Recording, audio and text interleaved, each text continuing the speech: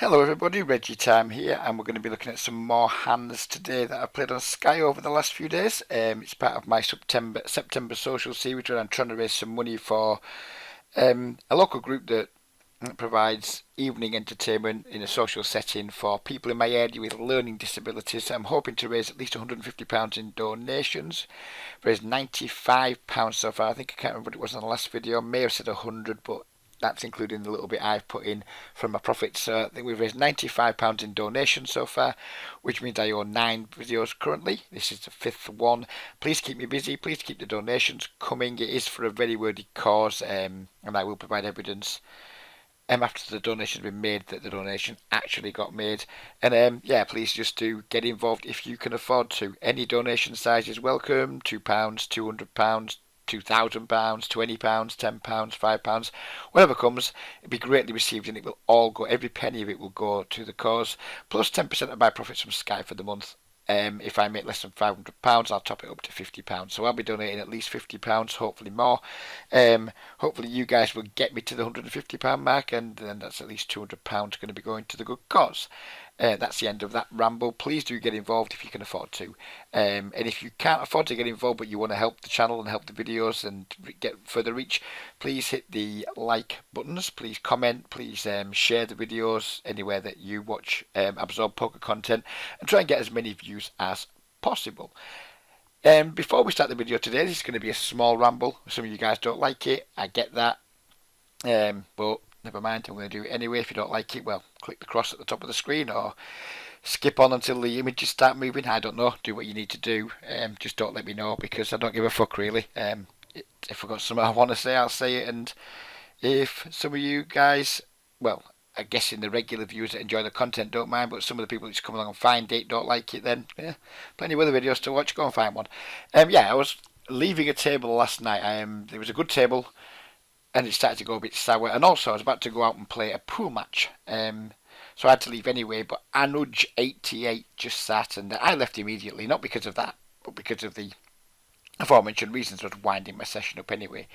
But I had another couple of tables going, and the table just stayed up. And I just clicked like the stand up button, didn't close the table. And I saw him type something like, LOL, the Don always leaves when I join, like I'm scared of the guy. I mean, he's just like me. He's just a solid native. I'd rather he wasn't at my tables, but at the same time, I don't really give a fuck when he is. You know, as long as there's not too many of him or too many of his type and my type, it doesn't matter. But the reason I'm mentioning this is not because he made that comment. I mean, if he wants to think that, you know, that he scares me off when he comes and sits to my direct right, then more power to him, good for him. But my old sparring partner, Ace Gooner, started chiming in then, and I just want to mention it because he said something that I think he was like, well, I know he was like taking the piss, or he thought he was taking the piss, because he said something like, "Oh yeah, he's the biggest bummy on Sky" or something. And then implied it was like the biggest bum hunter on Sky, for bum hunter, game selector, and you know he's right. And he was clearly saying that. I mean, he obviously didn't know I was still watching, still had the table open, but he was clearly saying that as like it's meant to be like an insult, and I took it, I genuinely took it. It'd be like if you had a one night stand on a Saturday night, and then the next Saturday you're in the same bar as the woman that you managed to get your leg over with, etc., and she can't see you, but you overhear her saying, "Oh, that Reggie time last week, it's the best shag I've ever had." And that's like how I take it when I see someone saying this guy's like a good bum hunter, like all he does is but he's like playing good games. Um, and they're trying to make it like an insult. They're getting it all wrong, because I love it. I mean, that took that as like one of the biggest compliments Ace Gooner could ever pay me. Now he claims not to watch my videos. He claims not to be a member of the Facebook group, but he seems very on top of everything that I say and do, because he constantly like refers to it at the table. So I think he's a bit of a secret fan deep down. I think he's got a bit of love for Reggie Time. He just doesn't want to admit it. But thanks for the compliment, Ace Gooner. I genuinely do appreciate it. When you class me as the biggest bum hunter on Sky, that's like saying I've got the biggest dick in the town and the best shag in the town, you know, and the toughest fighter in the town. It's a major compliment, and for that I thank you, sir, and wish you well. So with that out of the way, let's get on with the hands for today. I think there's 10 or 11. I think they've all loaded kind of okay. I don't think there's going to be too many major glitches, but we'll see. So we go on with this first hand. I didn't tag these players just because I was being lazy, I guess, at the time. They are tagged later on, or named, or indications of what I thought of them. In this hand, I can't remember what this dude was, but this guy was pretty, like, weak and loose. So that was my read on C8. C5, couldn't remember, to be honest with you. Couldn't tell you what I thought of him. But anyway, we called a set man with the 6 on the button. He had a pretty good flop. Under the gun rate of the early position raiser leads out. Loose passive guy calls, and I think we have a comfortable call behind. I don't think we have the best hand right now. If we do, we're very vulnerable to their combined equity. No real any sense in raising. I don't think anyone's going to fold a worse hand. Don't think anyone's going to fold hands that have decent equity against us. And we're just going to get called by better an awful lot of the time. So we just call, hope to spike a 5 or maybe a 6, and see what happens. Turn comes a jack of diamonds, which you would think is a relative brick on this board. I mean, we could still be behind to one or both of these players, but in terms of like this hand improving them, doesn't improve too many. It improves something like 10 jack suited, king jack suited, ace jack suited. I guess it was C betting. C5 checks. C8 the weakish passive player bets like 20% pot. So I'm thinking to myself now, he's not that strong. Is he just that kind of like blocking with the 7 or an 8 or something like that? We're getting really good odds to stay in the hand. At this point, I suspect we don't have the best hand. I mean, maybe once in a while who knows, he can have some, I don't know, like flush draws. But I mean, that doesn't make sense. He would use his size. I just presume we're behind to like 7x8, more likely 8x.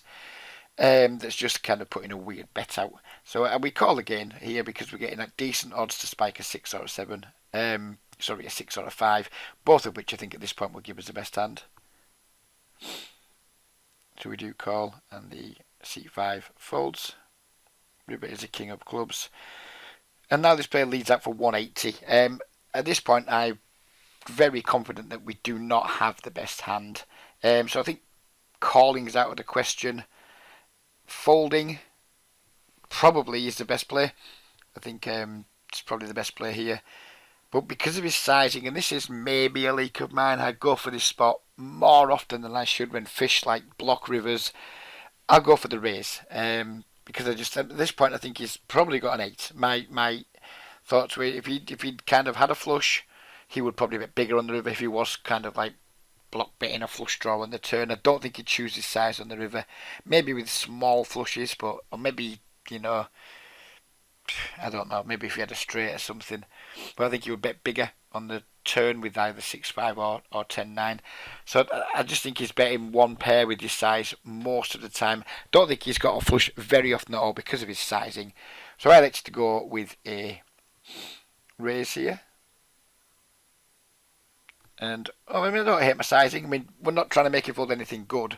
We're just trying to make him fold an 8 or a 7. I don't think he's going to fold 2 pair. If he's got a hand like 7-8 suited, or I don't think he has a jack 8 suited very often. Jack 7. I'm not sure. Just basically trying to make him fold a 7 or an 8, which I think this size accomplishes with a pretty high frequency.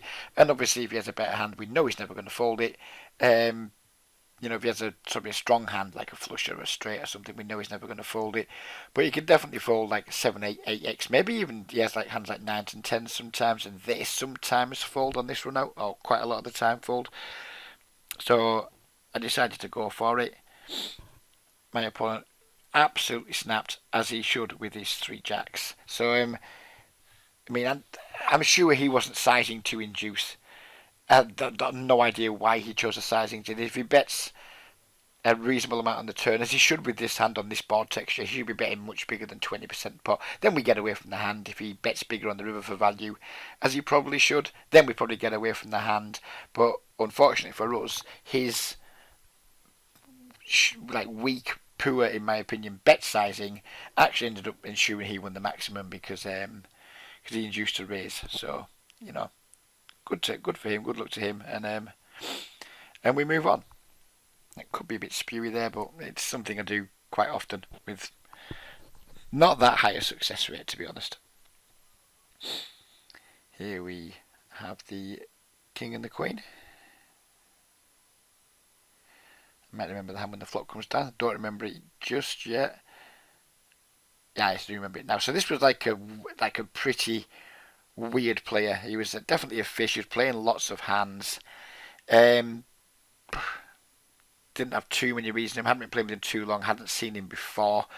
Any like min bets here on this flop would not go anywhere. We could consider raising, just to fold out some ace highs and things that he's doing this with. I think maybe the call's a little bit weak. We have two overs, backdoor, straight draw, etc. Maybe we could have thought of raising there, but I decided not to. I just said to call. Turn is the ace. He checks. At this point, when he checks, I'm kind of thinking he's got maybe 3x, 5x, maybe 9x. Maybe he's like hit an ace with like an ace 4 or something, and now he's checking to try and get to showdown. I'm not sure, but I mean, we probably haven't got the best hand, and there's a good chance we can make him fold, given the line he's taken so far. So we elected to go for a bet. He calls, and the river is a 5, and I think I make a mistake here because he checks, and I just don't think he's going to fold anything. If he had a 5, then he's certainly not going to fold it. If he has an ace, he's not going to fold it. So I bet he was basically trying to get a fish off 3x or 9x, and I'm not sure the pot's big enough to make them fold here. I think did I end up going with the overbet to try and like put maximum pressure on like 3x and 9x? I did. I went with the overbet. I don't hate it because he can definitely fold some 3x here, pocket 4s, pocket deuces, like any pair between like the 5 and the 9, like 4s, 6s, 7s, 8s. I guess I don't hate it now when I'm looking at it again. Didn't hate it at the time, then I did, and then now I'm back to like not really hating it. I mean, yeah, we're not trying to make him fold a 5, we're not trying to make him fold an ace, we are trying to make him fold something that's a pocket pair between deuces and 8s, and also like any 3x and 9x combo. So I think we can get a lot of folds here, actually, we'll come to think about it. Not on this occasion though. An opponent snap check min raised and probably really pleased with himself. My guess he would be like sitting up in his chair all proud, like Teddy KG being round in it. You thought, and he's being dead cocky and that. That's how I imagined him being there. Like, look at me, I'm checkmin raising the river. I a boss with my whatever nutted type hand he's got. Fair play to him again. I really don't mind when weak players get the better of me, as long as it's not happen too often, of course. Because if weak players just lost every single time they played a hand, then there wouldn't be many weak players around, would there? So you'll never catch me mourning when these things happen. Of course, frustrates me. I'll get a little bit angry, a little bit mad about it, because no one likes to be checkmin raced on the river when they've got nothing, or when they've got anything really except something nutted. But yeah, it is what it is, and I try my best. I don't always succeed, but I try my best to be pleased for recreational players when they do pull a move off or win a big pot. And I say that with sincerity. I'm not just saying that because I think it's the right thing to say. I actually mean it. Next hand here we open 3x. There's a whale in the big blind, which is why we're going for 3x rather than some of our smaller sizings. Very loose play on the button calls. Whale in the big blind calls. We flop the absolute world on a stick, which is delightful. We make a c-bet. Then we get a bit of a rude awakening. Because the whale surprises me with a check raise, and I'm going to be check raising here. I mean, we've got clubs, so he doesn't have as many combinations of clubs. He has significantly less combination of clubs. We have a 10, so he doesn't have 10 jack. Very often we block queen 10-2, which maybe does this. He's a bad enough player to certainly just raise one pair here, I suspect. But ultimately we've got a gut shot and a second nut flush draw, so our hand's just way too strong to ever contemplate folding here. The question is, do we just call, try and like realise our equity cheaply, or do we just say fuck it, we've got more than enough equity to get it in here against a whale's range, which will include probably, I don't think pocket queens, but it would certainly include pocket 2s, pocket 9s, some worse draws, then a lot of just queen x. Don't think he does this with a 9, I suspect he just check calls. So yeah, I think we got more than enough equity here just to slap it in and hope to get there, which is what we did. Our opponent called. Sadly for us, he did have the 2 pair with the queen deuce. Now we need to get there. And sadly we did not, so all in all, the start of this video, very much like the middle of my week, was pretty rancid. Um, I didn't have more than like say what can we say? I don't think I went down more than like two buy-ins at any point, but I've not been up more than like one buy-in at any point either. I've just been hovering, like my bankroll's just been basically hovering at the same point, give or take 20 or 30 quid either way for the whole week, which is quite annoying. But it's kind of how Sky is Monday through Wednesday. It's just not that good. I mean, I'm not sure where is good Monday through Wednesdays these days. It's just not that good. You've got to battle away. I'm still plus EV on those days. I still expect to make money long term. Just not as much money as I hope and expect to make over weekends. So anyway, get on to this next hand. Very tight regular. Pots the button. Parties is, I mean, anyone who plays on Sky regularly will probably be able to guess who this player is within 2 or 3 hands. Within 2 or 3 guesses, because Parties is standard open. He has like a pot open that he uses nearly all the time, and occasionally he will min raise. He's a very tight player. He knows I'm a very tight player too. I'm like ace jack suited in the big blind, and I can go 2 ways with this. I think flatting's, very reasonable. But I also think 3-betting is fine. 3-betting is fine too against somebody who is like splashier and is going to have a lot of like loose 4-bets in the range. I don't think this is a good hand to 3-bet with, because we're just going to have to fold to 4-bets more often. But against this player, he's just going to call or fold a lot, I think, and he's not going to have a lot of 4-bets in his range. And when he does 4-bet, he's just going to have ace jack crush. So I'm comfortable with that. I think you're going to get a few decent amount of folds here from hands that probably do okay against us, and we're going to get some calls from hands that we're doing okay against as well. Like all these pocket pairs and things that we've got reasonable equity against. So I did elect to go with the 3-bet. Our opponent did call us, and we were lucky enough to basically flop the world. We make the c-bet. Our opponent calls. Turn is the ace, and I elect to go with like a downsized bet here, because I mean, what can he really have now? If he has ace king, ace queen, ace 10 suited, that type of thing, it's not going to prevent us getting all the money. If he calls here, we're going to be left with like 40% pot river shove, and maybe I was kind of hoping maybe once in a while it induces like a jam from him, kind of like the last time we talked about, or one of the last times we talked about, where I attacked at weak sizing. Maybe once in a while this dude attacks my weak sizing. I don't necessarily think it's a strategy I've seen him use very often, but you never know. You have to give people a chance to spew. If he's tilting a little bit, or if he does have like an ace 10 or something, then maybe he just decides to rip it in now, or who knows what. But all I knew was I had the nuts, and there was no point betting too big, because what can we have? What can he have? I mean, we block all the aces just about. Unless he's got pocket 7s, then we're probably not going to get too much action. If he's got hands like pocket 10s, pocket queens, which I think he can have queens, a decent frequency. Don't think he always 4-bets them. Maybe he does. Then I just think it's going to be hard to get value on a big bet. So we're going with the small bet. We could even consider checking here, but I wouldn't want to check through and then leave ourselves with like more than pot to try and get in on the river. So anyway, we went with his sizing. Our regular colleague did accommodate us with the jam. We obviously called with the nuts, and he's not drawing dead. He had the 2 outs, and fortunately he did not hit them, and that was some much needed relief. And as we move on to the next one, this you donkey was, what does you donkey mean? Unknown donkey, that's what it means.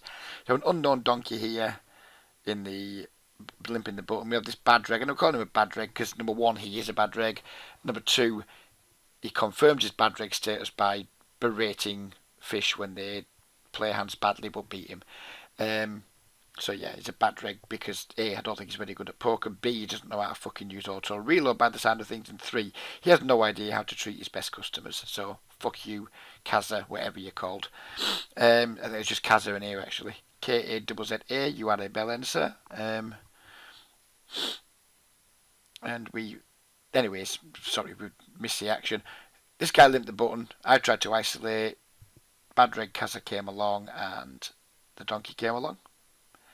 We flopped a flush draw here. I'm not that keen on that betting this hand out of position against 2 sticky-ish players. I mean, there's nothing wrong with it.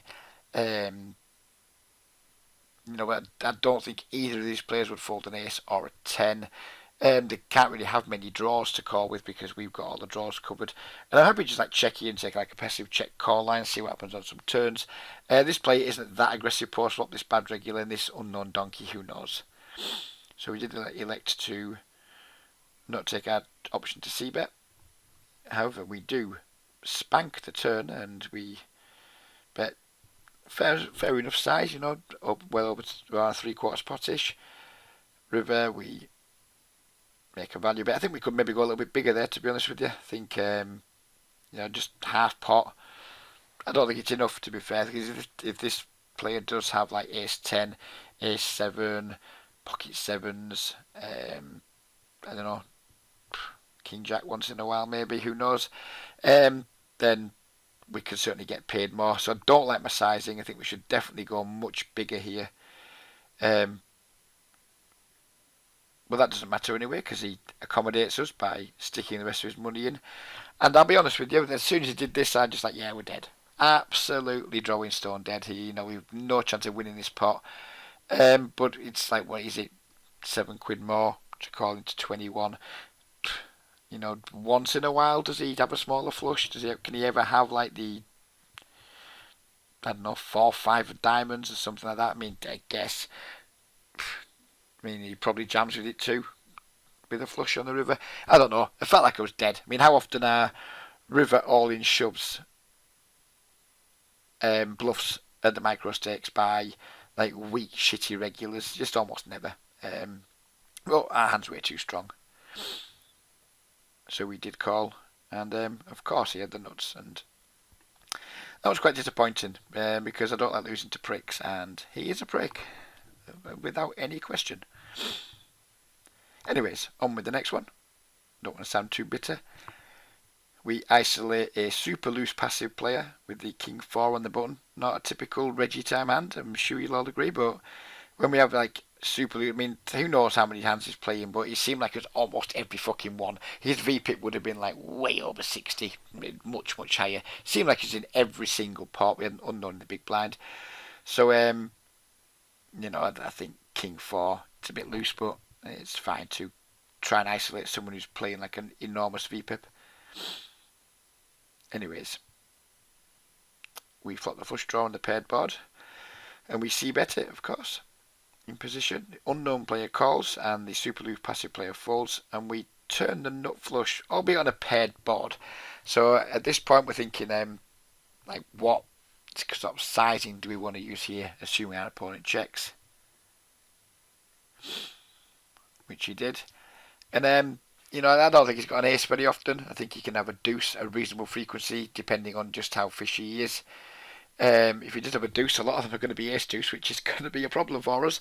But he's going to have some like deuce 4, deuce 5, stuff like that as well, I guess. You can have some stuff like 4, 5, maybe the occasional worst flush.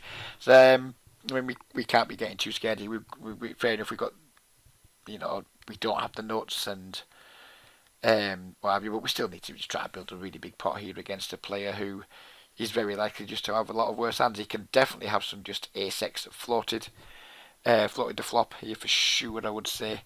So we just need to go and make a chunky bet size and just hope it doesn't raise. He doesn't. He calls, and then we get like a pretty disappointing river because all my plans of like trying to shove to get value from deuce X, shove to maybe get a really curious call from like his ace high floats and things. All of them got out the window because it's just going to be really, really hard to get. Well, an ace isn't going to call here. You wouldn't imagine if we jam. It's like, what sizing do we make it here? Like, what would a deuce call? And that's kind of what I was thinking to myself. Like, we need to make a crying call here. If we go all in, a deuce can fold unless he has a club with it. So I wasn't too sure. And in these situations, I'm just not too sure. I just want the call.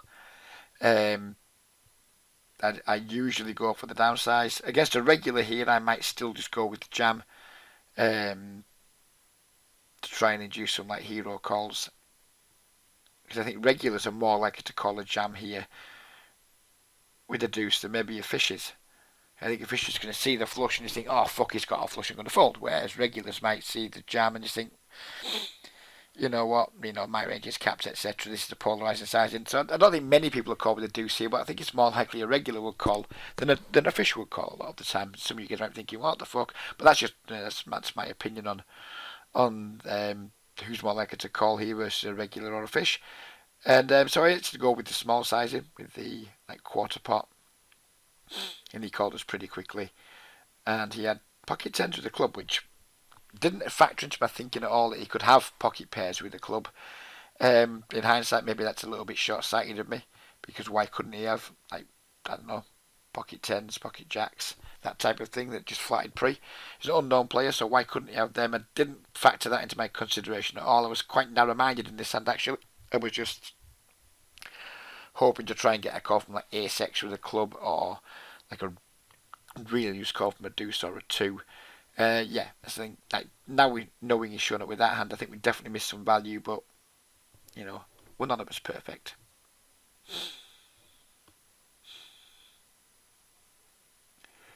Right, here's to the hands from today. We've named Jamie here because we were chatting at the table after this hand. He actually said, I hope this one makes a video. Well, he guessed what Jamie has, and I mentioned to him that if he does make the video, or when he does make the video, am I okay to name check him? I don't like name checking people who I'm playing hands against, unless they're dickheads like Kaza, or if I'm name checking people like Ace Schooner and Anuj, who are both kind of bell-endish. So, I don't mind name checking bell-ends. We're not decent people. Jamie's an annoying player to play against because he's quite good and he's quite aggressive, but he always seems to act with honour at the table. Doesn't chat too much. I tried to needle him the other night by mentioning the fact that he rarely chats, but yeah, he did chat today, and he seems like a good dude. And he's certainly not a player that I enjoy having to my left very often whatsoever. When he's to my right, I don't mind him. I think I can control those situations. When he's to my left, it's kind of like, oh. And the only reason I really stay at tables with Jamie to my left is if it's a particularly good table. Anyways, that's all by the by. He min raises under the gun. One player calls, super loose passive player calls. We go with the squeeze, of course, with the aces. Jamie calls, and super loose passive player folds, and we get a jack high flop, jack 5 deuce. Jamie can have all the sets here. We can only really have one. Obviously we're not just going to be scared of sets because Jamie can also have stuff like pocket queens, pocket tens, ace queen, king queen suit, loads and loads of hands he can have. Most of them won't have improved very much on this board, and Jamie, maybe not after seeing this video, but Jamie up to now has seemed to enjoy being very aggressive versus me in position, and I end up check folding to him a lot. So if I'm going to be check folding to him a lot, I'm going to want to start checking some stronger hands to him, some of the stronger hands in my range to him too. And this is like a good situation to do it, in my opinion. I mean, we check here, it looks very much like we've got ace king, ace queen, and just an awful lot of give ups. So that's what I did. I checked. Jamie went with the pretty sizable bet, which I wasn't disappointed to see. We had the easy call, no sense raising. The 8 comes down now, we check again. Jamie went all in pretty quickly. I mean, they can definitely have queens here and do this. I suspect if he had a hand like ace jack or king jack, he maybe takes the street off and just tries to control the size of the pot a little bit. I don't think he'd want to use his sizing with a jack. And bluffs, not sure how many bluffs he can have. He has obviously some flush draws like anything like king queen clubs, king 10 clubs, ace X of clubs. All those would definitely want to do this. I think we're going to be ahead here with a pretty reasonable frequency. And if he has just got one of the hands that has us beat, like pocket fives, pocket deuces, pocket jacks, then fuck our lives, we were going to go broke no matter what line we took. So I called pretty quickly. And fortunately, Jamie's turned the 9-8 over. And we held. And that was a nice pot to win. On to the next hand. This is probably the most interesting hand of the video because it happens at a deep stack table. So we've got 3 players all on 200 blind, an unknown player raising under the gun. This player, that weirdo, is odd. I've got him tagged as yellow. But this session, I don't know whether it was tilting, whether it was someone else playing on his account, whether he was just fucking around. I don't know. But he seemed to be playing like a lot more pots. I mean, yellow tag for me is someone who's like really weak, tight, nitty sort of player. And he wasn't conforming to the yellow tag today. Let's just put it that way. So that's why I called him weirdo. I don't think the guy is a weirdo. It just was weird that he wasn't conforming to the tag that he'd been allotted. And this is just a player I've seen mostly playing at 10 and L. All of a sudden he pops up at 200 blind, 20 L table. So I'm going to guess he's going to be a little bit apprehensive, maybe.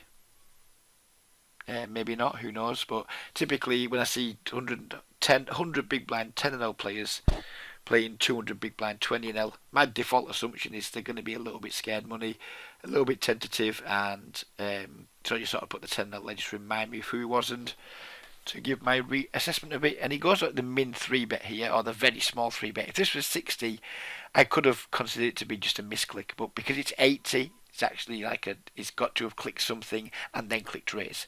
If he just clicked raise, it would be 60. So he's obviously like moved the slider or typed something in, or hit the 4 big blind thing or whatever. Maybe he didn't realise that it was a raised pot and he was just trying to like make it 4x. I don't know, but anyway, the sizing's very unusual. It's a very small 3 bet. We can't allow that this deep with some weirdos in the pot out of position. So we pump it up to nearly 20 big blinds, and every man and his fucking dog calls. This is like your nightmare situation. We're going to be out of position to potentially 3 other loose players in a fucking humongous pot with lots of fucking money behind still. And it's not the most pleasant of situations, but the flop did come down and bail us out a little bit. But I was still confused as fuck. Like, what do we do here now? What size do we even bet? Do we bet? Do we check? And the time bank was running down. I was like, fuck. And I genuinely, this is where I could have used the time bank just to like think through my options. I mean, there's clearly nothing wrong with checking here. We probably have the best hand. We probably have the best draw, but maybe not. It gives people a chance to bluff, or gives people a chance to like stab with Queen X that they're trying to protect against hearts. If they have like some kind of Queen X down without a heart, somebody might get pretty desperate and try to bet quite big to protect it, thinking it's the best hand, etc. And I just didn't know. Got, what am I going to do? Ended up choosing a really fucking rubbish sizing. What the fuck is that all about? I mean, we're going to have to be committed. If someone goes all in, we're going to have to call. So we're kind of giving people a reasonable price on a draw here, because if anyone wants to call behind now with just like the naked ace of hearts or something, they're getting a decent enough price on the money. It's a shit size. I think check or bomb is the answer here, and I wouldn't have been averse to just going all in to try and like maximise pressure on any bad player with the queen who just decides fuck it, they need to call. So I would have preferred an all in or a check, not this sizing. This sizing is absolute fucking dog shit, but it's what I ended up with because the time bank ran out quite fucking quickly on me. Anyways, it was all good news because the 2 players who could have put us in jail folded, and we got it all in against. He was all in. I'm not sure why it's doing this, where it's making us check down. Is it going to show his hand? Yeah, we got it all in against the King 8, so all in all, it turned out nice. But I'll be honest with you, on the flop I was like, oh fuck. And I don't have many oh fuck moments, but I really haven't got a fucking clue what to do. But this is one of them, and I think I chose the worst of the 3 most decent options. Bet small, which we did kind of, even though it's half pot, it's still small relative to the size of the pot. Bet small, check, or overbet shove. And I think I chose the worst option of the 3, but it worked out, so not going to cry too much about it.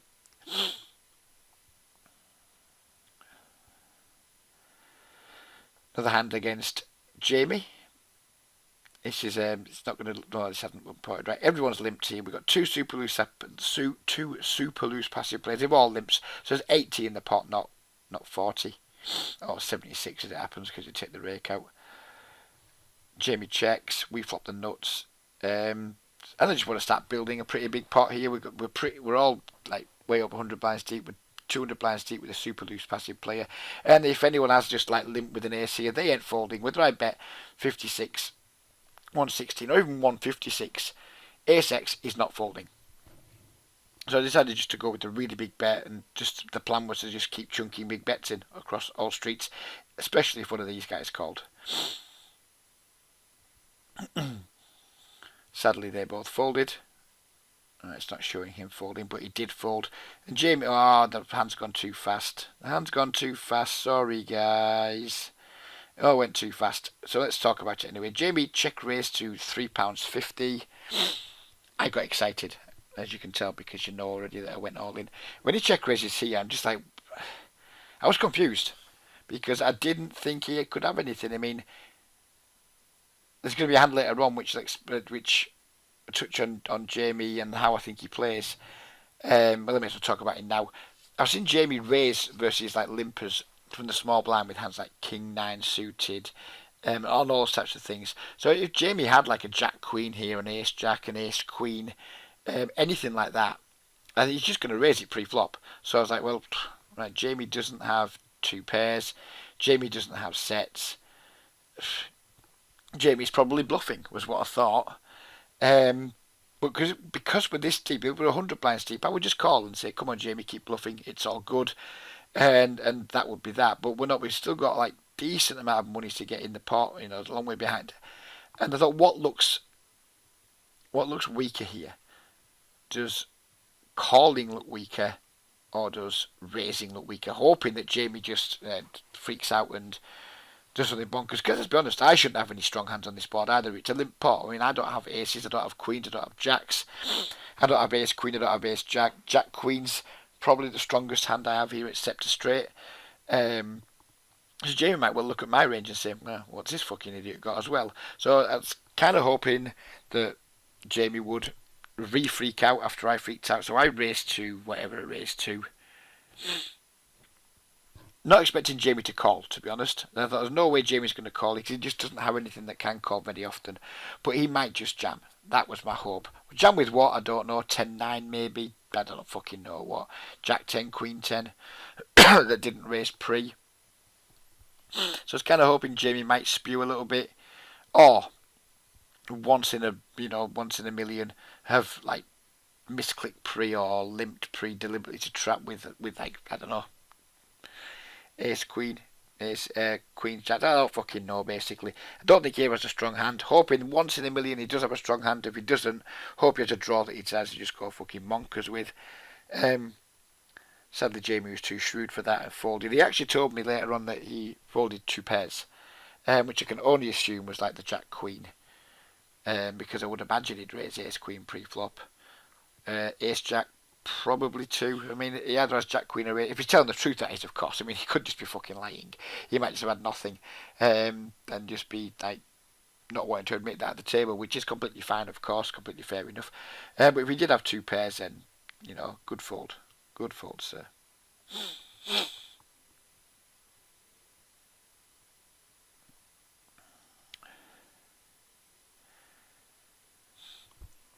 Just two hands to go. Super loose passive player limps. We isolate with the jack queen offsuit, of course. And super loose passive player calls. We flop top pair on a somewhat coordinated board, and we bet. He check min raises. And the alarm bells immediately start ringing, but we just can't be folding top pair reasonable kicker to a check min raise from like a super loose passive player, so we obviously defend. Turn, what in my opinion is pretty much a nut card for us. Do I think this player has Jack 10-9? No, I don't think super loose passive players check min raise draws out of position. I think it's something they do like maybe 5 times in 100. The rest of the time when they check min raising, he just has like ace jack, king jack, queen jack, 10 jack, some sets and what have you, but almost never 10-9. So now we're ahead of all these two pairs. We'd always flop top pairs, of course. And we're only behind the sets now, and he bets pretty big. So, I mean, at this point, our super loose passive player has check raised the flop and bet the turn. He's committed. He's never going to fold here. So we may as well just jam for value. You know, if he's doing this with like an ace jack and a king jack, maybe once in a blue moon they fold, but I don't think they do. I think once these players decide to bet this big on the turn, they're not folding any parts of the range, be that like second pairs, be that be draws, be that be top pairs, be that be sets, etc. So I was happy to pile all the money in. Super loose passive player was more than happy to call to. And it's not showing. Fuck off, poker and replays. And he had pocket threes, so that's why he was super happy to That's why he was super happy to go with the call. And again, fair play to him. I have no issue with that. It's a bit frustrating when you're having a kind of moderate week where you just kind of treading water, and then you make your top two pair against the fish and don't win the pot. Of course, it's annoying, but again, genuinely, try to be pleased for people when these things happen, because we need these guys in our games and we need them to be having a good time. This is the last hand, possibly one of the worst played hands, I think. Maybe putting a well, maybe you guys won't agree. I'm undecided whether it's bad play or not. I think it is pretty bad, but who knows. So this is Jamie again. As we talked about earlier, he is prone to isolate loosely from the small blind versus late position or any position limps. He could definitely, I've seen him do it with hands like King 9, King 10, Jack 9 suited, all kinds of things like that. We are deep here. I mean, we could just call, allow the super loose passive player on the button to come in and play a flop with a hand that can see a flop with a hand that can flop really well, can make some, obviously make the nuts and things.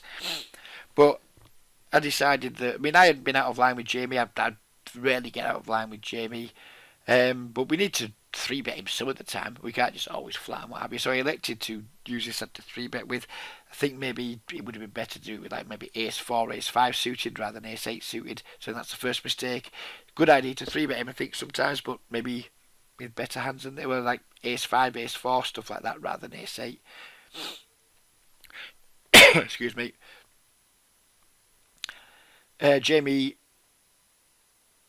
Is he going to hand fucking up? No, Jamie 4-bets here to £5.12 and 100 blinds deep. This is just going to be a jam or fold spot most of the time. Just be a fold, to be honest with you.